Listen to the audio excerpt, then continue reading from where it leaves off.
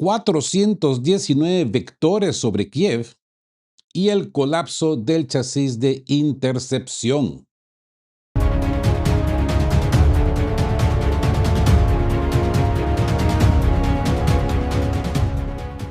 Buen día y bienvenidos a De qué hablan Geo con Rodolfo para esta emisión de inicio de semana en este lunes 6 de julio de 2026. Antes de empezar o pasar el bisturí clínico sobre las pizarras de esta transmisión de emergencia, desde que hablan Geo con Rodolfo, declaramos nuestra innegociable y nuestro rechazo absoluto, total y tajante contra cualquier tipo de violencia, agresión, conflicto armado o violación a la integridad de cualquier ser humano en nuestro planeta, sin importar su bandera, religión o nacionalidad.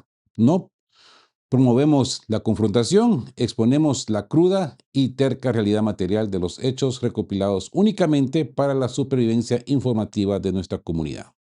Amigos, la vida humana está por encima de cualquier mapa de oficina. Y dicho esto, amigos, feliz lunes. Bienvenidos a nuestra mesa de operaciones en este 6 de julio de 2026. Arrancamos la semana en el día 0 de la cumbre de la OTAN en Ankara, con un teletipo de última hora que tritura los promptes de la Matrix mediática, ya que durante la noche del 5 y la madrugada de este 6 de julio, las fuerzas aeroespaciales de Moscú han ejecutado un ataque masivo de una intensidad industrial sin precedentes, concentrando de forma quirúrgica sobre los centros neurálgicos de la capital, Kiev. Los datos oficiales emitidos esta mañana por el propio Ministerio de Defensa de Ucrania confirman la magnitud de la incursión. Moscú desplegó un chasis combinado de 419 vehículos aéreos desglosados de forma fáctica en 68 misiles de alta precisión y 351 drones de asalto. El dato forense que ha dejado en estado atónito a las cancillerías occidentales es la admisión por parte de Kiev de que sus sistemas de defensa aérea no lograron interceptar ni un solo misil balístico de tipo Iskander ni los vectores hipersónicos de tipo Zircon. Esto determina una quiebra crítica y real en la disponibilidad de los misiles interceptores en los almacenes de la capital. Así pues, miren la física de los acontecimientos en el mapa térmico de la ciudad. La información recopilada a través de capturas satelitales confirma la presencia de múltiples anomalías de fuego de gran envergadura a lo largo y ancho de Kiev.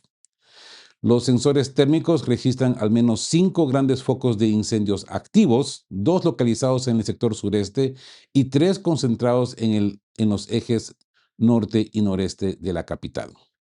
El Ministerio de Defensa de la Federación Rusa emitió un listado detallado de los objetivos alcanzados, confirmando que la incursión estuvo dirigida a descabezar empresas militares e instalaciones industriales dedicadas a la producción de drones. Hablando de producción de drones, hay rumores, tengo que confirmarlo, que la fábrica de chocolates Roshen, que pertenece al oligarca expresidente de Ucrania, Poroshenko, ha sido atacada también. Y ustedes miran, pero ¿por qué atacan una fabriquita de chocolates? No es una fabriquita, el hombre se hizo multimillonario con esta fábrica que en su entonces era de pertenencia al gobierno soviético. En la disolución de la Unión Soviética, pues este tío, como muchas de las mafias que existieron en su entonces en los 90, pues se apoderó de esta fábrica. Y pues este hombre mismo, Poroshenko, salió en cámaras jactándose que ahora él produce drones en su fábrica. O sea, él mismo ha pedido el golpe. Y bueno, es de confirmarlo. Esto lo acabo de escuchar hoy en la mañana, se lo paso a ustedes yo de inmediato. El impacto más devastador se localiza en los terrenos de la antigua empresa militar Vitar, donde una anomalía térmica masiva corrobora la destrucción de la infraestructura. Los reportes del terreno indican que la violencia de las detonaciones secundarias en los depósitos de munición e interceptores ha sido de tal magnitud que las autoridades locales se vieron obligadas a ejecutar una evacuación obligatoria de emergencia de más de 1.500 civiles en varios distritos colindantes para salvaguardar sus vidas. Así pues, el chasis logístico de la capital ha sufrido un golpe geológico, podríamos llamarle, ¿no? A solo horas de que se abran las carpetas en Ankara. ¿Qué opinan, amigos? Hablemos del mapa de saturación multidimensional y el revelo de la firma balística de Kursk. Miremos los sensores hacia la configuración geográfica de este ataque, porque los mapas de trayectoria publicados esta mañana por fuentes de ambos lados del tablero exponen un patrón de saturación absoluta. Las líneas azules, amarillas, rojas y naranjas que convergen en seco sobre el espacio aéreo de Kiev confirman que Moscú ejecutó una maniobra combinada utilizando todo su arsenal disponible por el momento. La incursión no solo pulverizó los nodos del norte, sino que descendió con fuerza hacia el sector sur de la capital. Las capturas de satélite registran una intensa anomalía térmica en un complejo logístico donde se constata la presencia masiva de camiones y carga pesada, instalaciones que, de acuerdo con los reportes de inteligencia, eran utilizadas por la estructura de Kiev para el almacenamiento y traslado capilar de drones de largo alcance hacia los teatros del este con el fin de proyectar ataques en territorio ruso. Ah, Observen la física del patrón operativo, porque aquí radica el verdadero cambio de la doctrina. Moscú ha repetido la misma firma táctica y la misma firma de ataque que vimos hace apenas 4 días en el mega ataque entre el 1 y el 2 de julio de este año. Previamente, a mediados del mes pasado, entre 14 y 15 de junio. La densidad del fuego concluyó con docenas de misiles de cruceros KH-101, de los cuales los sistemas locales solo consiguieron interceptar una docena, junto a docenas de vectores balísticos Iskander-M, frente a los cuales, reiteramos, las baterías antiaéreas no obtuvieron un solo resultado fáctico, no lo hay. Sin embargo, los pliegues de la información recopilada revelan una mutación estratégica crucial, amigos. En la incursión de junio, los misiles hipersónicos Zircon fueron eyectados desde plataformas ubicadas en Crimea. Pero en los ataques del 2 de julio y en este impacto masivo del 6 de julio, toda la andanada hipersónica, aproximadamente 10 misiles Zircon, fue lanzada de forma exclusiva desde la región de Kursk. Esto demuestra un reposicionamiento de los vectores de alta cota y una cadena de suministro perfectamente engrasada que permite a las fuerzas aeroespaciales rusas reintegrar mega ataques de saturación industrial con un intervalo de apenas 96 horas. Justo en la víspera de la cumbre de Ankara. ¿Qué opinan, amigos? Saquen sus propias conclusiones. El acortamiento de plazos balísticos y el gambito de Ankara y la asfixia logística de la ruta M14. Analicemos ahora el factor tiempo y la sincronización de los plazos, porque aquí queda al descubierto la planificación a largo plazo de las fuerzas de Moscú. Pongan atención, tras el ataque del 15 de junio, 14-15 de junio, se registró una pausa operativa de más de 2 semanas en el Teatro Central antes del impacto del 2 de julio. Las pizarras tácticas confirman que ese periodo no fue un vacío, sino un ciclo de acumulación industrial y concentración de vectores. Cuestión que también lo anunciamos de esa misma manera aquí en esta mesa. Lo que sacude los manuales tradicionales es el drástico acortamiento del intervalo. Apenas 4 días después del golpe de 2 de julio, el espacio aéreo de Kiev vuelve a ser saturado por una andanada de 419 vehículos aéreos de esta madrugada. Los informes señalan que las plataformas rusas permanecen abastecidas, no se han vaciado, y en disposición de ejecutar nuevas incursiones de forma inmediata. De hecho, ya el Ministerio de Defensa ucraniano ya advierte que quizás haya otra oleada de ataques esta misma noche. Aparte de la acumulación de las baterías de ataque, se tiene que tomar en cuenta la estricta sincronización del tiempo en estas incursiones. Es que fíjense, la física de los hechos desvela un plan meticuloso que satisface simultáneamente el ámbito militar y el geopolítico. Como siempre les digo, los rusos planean todo esto a medida de relojero. La saturación absoluta de la capital ucraniana se ejecuta factualmente en las horas previas al inicio de la cumbre de la OTAN en Ankara. No es una coincidencia de calendario, amigos. es la proyección de un mensaje material directo hacia las delegaciones aliadas que se reúnen este 7 y 8 de julio, ya mañana, mientras las oficinas occidentales discuten planes de financiación a largo plazo, para 2 años más.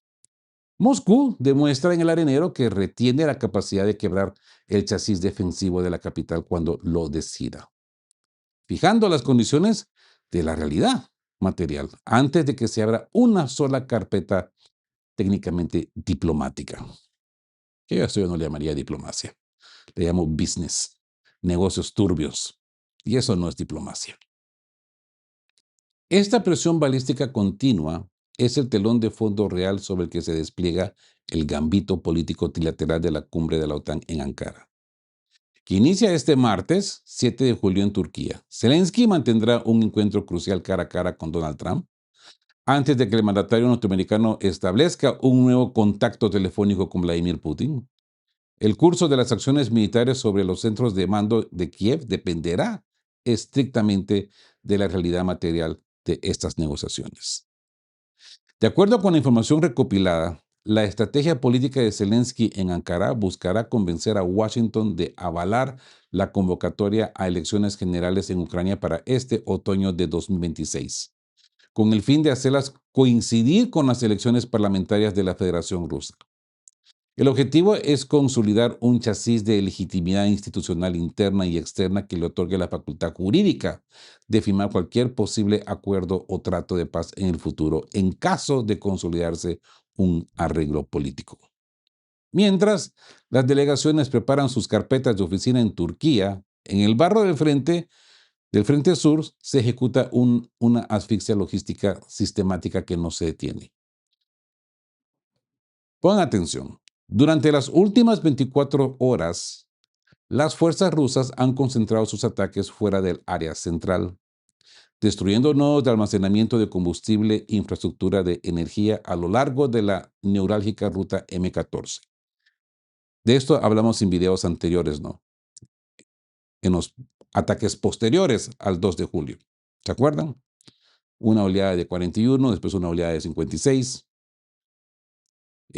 inicialmente en 14 regiones, después en 11 regiones, y así sucesivamente.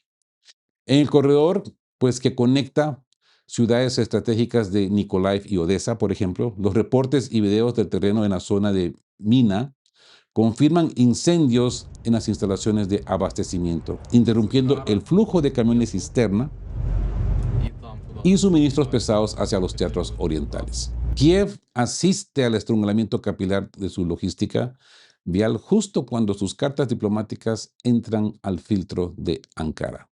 ¿Qué opinan, amigos?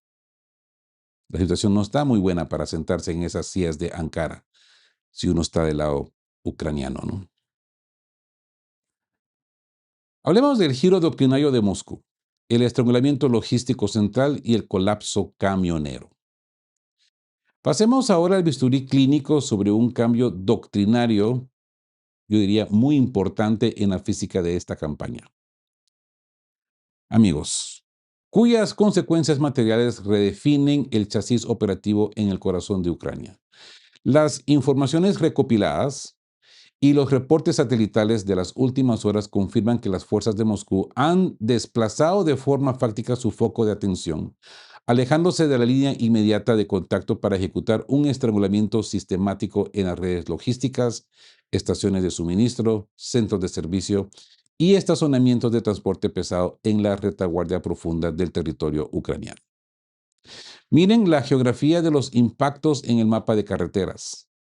Hacia el norte, en la ruta N24, se confirma la destrucción total de una importante estación de abastecimiento en la localidad de Novodesa, corroborada por registros en videos de explosiones secundarias. Simultáneamente, en el arco comprendido entre Dnipro, Zaporozhye y Patiatsky, las andanadas rusas golpearon infraestructura de energía y nodos industriales críticos. Más al este, las capturas satelitales en la ruta M24 revelan alteraciones térmicas severas que confirman la pérdida de terminales de combustible clave. Mientras en la dirección de Sumy, sobre la ruta N07, otra planta de suministro quedó completamente fuera de servicio esta misma mañana. Pero el hachazo logístico más profundo se localiza en la ciudad de Pavlogrado, el corazón industrial de Kiev, de Ucrania, podríamos decirle. Los pliegues de la información disponible y los nuevos registros de video confirman la destrucción masiva de un centro de mantenimiento técnico y estacionamiento de camiones de carga pesada a través de ataques con drones de precisión. Es la primera vez que se constata una campaña de esta magnitud dirigida a pulverizar la flota de camiones de transportes y centros logísticos capilares en las regiones centrales. Esta asfixia material de transporte pesado coloca a Kiev en una encrucijada crítica, amenazando con forzar el repliegue de sus bases de lanzamiento de drones de largo alcance hacia los cuadrantes más occidentales del territorio. ¿Mm? Una posición geográfica desde la cual perdería la capacidad de proyección táctica o el factor sorpresa, ¿no? Porque los rusos tendrían más tiempo para interceptar los drones. Frente a este colapso logístico interno, los mandos de Kiev intentaron ejecutar una respuesta asimétrica masiva durante la noche, desplegando una oleada de cientos de drones con el fin de golpear la retaguardia de la Federación Rusa. Los reportes indican el lanzamiento de más de 300 vectores en un chasis de ataque que, según fuentes de Moscú, fue completamente neutralizado por los sistemas de defensa aérea. Según tengo entendido, fueron alrededor de 300 a 700 drones. Tengo que buscar más información acerca de esto. Aparentemente solo un dron logró ahí filtrarse y atacó un punto energético en Sebastopol, pues dejando parcialmente sin electricidad cierta región, no regiones, cierta región, el cual ya ha sido repuesta. Así pues que fue completamente neutralizado por los sistemas de defensa aérea, derribando cientos de drones en el perímetro de seguridad. Hasta el amanecer de este lunes de 6 de julio, las pizarras no registran anomalías térmicas ni daños de consideración en las instalaciones rusas. Cientos de vectores eyectados sin un solo resultado fáctico que altere el balance en el arenero.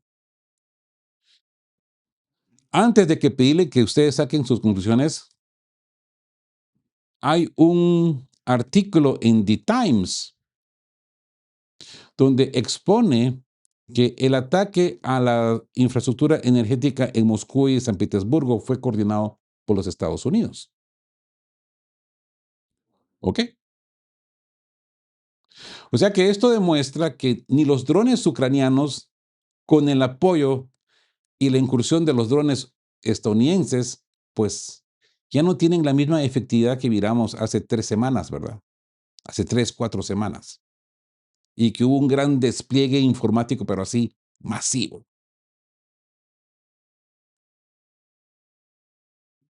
Bonita va a ser esa intervención en Ankara. Pero igual, como les digo, Ankara no es diplomacia, es negocios. A final de cuentas, todo va a ser cuánto cante el dinero, ¿no? Pasemos al mapa del barro. El rechazo de los 13.500 caídos en Constantinopla y la acción urbana en Orejo. Pasemos el bisturí clínico directamente sobre la geografía del frente en estas últimas 12 horas, amigos, donde la física del arenero real registra movimientos de alta cota táctica en dos ejes estratégicos antes del amanecer de este lunes 6 de julio. Iniciamos en el extremo norte, en la región de Sumy. Las pizarras confirman que la operación ofensiva de las unidades de Moscú, pues, ha mejorado sustancialmente sus posiciones zonales, consolidando el avance a través de la localidad de Bashk y penetrando en el sector de Dubova, mientras se registran intercambios de artillería en el perímetro de Komarivka. Simultáneamente, en el norte de Kharkov, un vector de precisión destruyó un punto de despliegue temporal en la zona de Visuki, mientras en el flanco nororiental de dicha región, la presión material en torno al nodo Vilikolodets ha adquirido un ritmo crítico. Las capturas satelitales confirman que las fuerzas de Moscú avanzan en un movimiento por el oeste, noroeste y norte del asentamiento, cuestión que le hemos venido dando seguimiento aquí en esta mesa y hemos pronosticado este ataque. Billy Kolodets, pues, ya está con batallas avanzadas, colocando a la línea defensiva local ante un inminente repliegue posicional.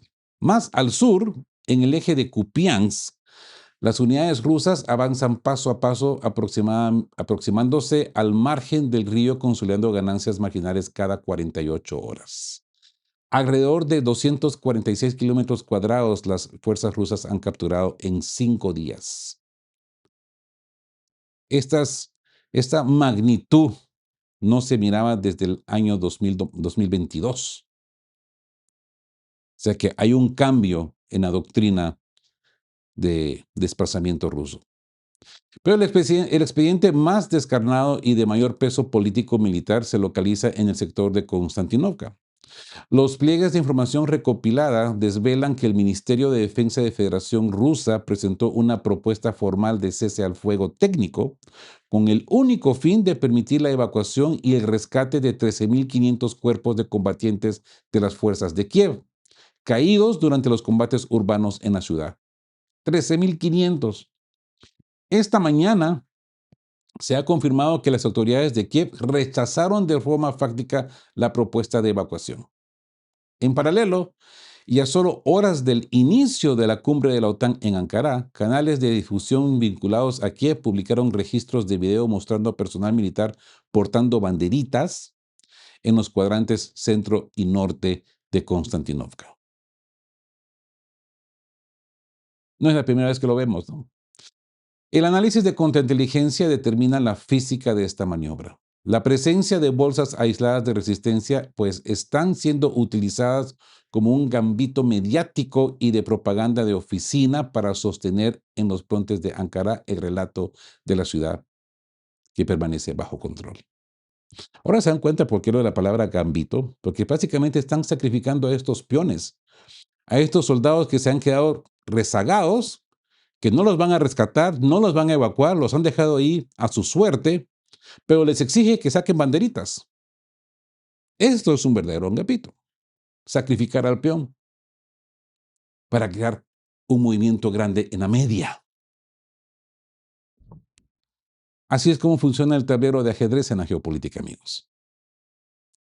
Los frontes de Ankara, el relato de que la ciudad permanece bajo control, ¿verdad? Eso es lo que van a buscar. No, los rusos mienten. No, para nada. Miren, nosotros estamos ahí. Miren las banderitas que están ahí de nuestros soldados que algún día vamos a rescatar. Sí, algún día no van a rescatar. Mandrake los va a rescatar. Así que los planes latentes de ejecutar una evacuación de dichos reductos una vez que concluyan las sanciones del bloqueo transatlántico, según ellos, ¿no? Tal y como se ha consignado en los reportes del Estado Mayor, que el general Valery Gerásimo dio hace días, ¿no? Presentando los reportes a Vladimir Putin. En su momento, él informó sobre la existencia de estos pequeños grupos remanentes que están siendo neutralizados de forma matemática en el proceso de limpieza sectorial. Es más, en su momento también yo les recalqué las palabras de Gerásimo, porque Gerásimo recordó explícitamente el episodio de Kupiansk, donde las estructuras de Kiev recurrieron exactamente a la misma táctica mediática. Difundir imágenes de banderas y retenes móviles para simular estabilidad en los socios occidentales y decir de que los reportes del comando ruso le estaban mintiendo a Putin. Y ojo que les funciona, ¿eh? Les funciona porque yo me recuerdo que en comentarios cuando yo también anunciaba ya que Kupiansk había caído basado en los reportes del Ministerio de Defensa ruso, me decían, no, Rodolfo, mientes, los ucranianos están ahí y están en potencia. Pues le dije, dele tiempo al tiempo, porque todo esto es un ejercicio puramente mediático. Con antelación, Gerásimo está diciendo hoy lo mismo. Sí, hay ciertas células de 3 o 4 soldados escondidos en los sótanos de dachas, en una trinchera escondida, y van a ser utilizados para hacer este movimiento mediático, ámbito mediático. Así pues, mientras las líneas logísticas reales ya se han quebrado en el barro, Ucrania sigue jugando a los juegos de la media. Y bien, amigos, cerramos la radiografía del terreno descendiendo hacia el frente de Zaporozhia, específicamente en el nodo estratégico de Orehov. Durante las últimas 12 horas, las andanadas de artillería pesada han reducido de manera sistemática la ciudadela defensiva fortificada en el sector sur de la localidad. El Estado Mayor ruso confirma combates urbanos de alta intensidad en el arenero de Orejov, donde las fuerzas de Moscú han consolidado el control aproximadamente ya del 30% del territorio de la ciudad, transformando el chasis defensivo del sur en una zona de quiebre estructural. ¿Qué opinan, amigos? Saquen sus propias conclusiones. Las piezas están dispuestas sobre el tablero de alta contrainteligencia, amigos. En una semana donde las pizarras diplomáticas y balísticas se cruzan de forma irreversible. El acortamiento de los plazos y la microcirugía en la retaguardia profunda demuestra que las condiciones materiales se fijan en el terreno real, no en las simulaciones de escritorios transatlánticos y banderitas por peones que ya están en la miseria. La vigilancia aquí, amigos, como siempre les digo, es un tema de supervivencia informativa absoluta. Ahora les toca a ustedes evaluar el peso de estos pliegues informativos. Los leo en comentarios, saquen sus propias conclusiones. Apoyen a este canal dejando su me gusta, suscríbanse a las frecuencias oficiales de Que Hablan Geo. Si ya lo han hecho, muy agradecido. Compartan este contraataque informativo a través de su línea de teclados y, sobre todo, dejen abajo su dictamen forense en la caja de comentarios. Los leo. Así pues, amigos, no me queda más de decirles que estén juntos, fuertes, siempre buscando por la verdad y sean justos. Quedamos cuape. Chao, chao. Queremos recordarles que este espacio tiene un fin estrictamente educativo e informativo, basado en fuentes verificadas para fomentar una comprensión profunda de los hechos globales. Nos oponemos a la desinformación. Nuestra meta es el intercambio de conocimiento y análisis crítico, siempre bajo el respeto a todas las partes involucradas.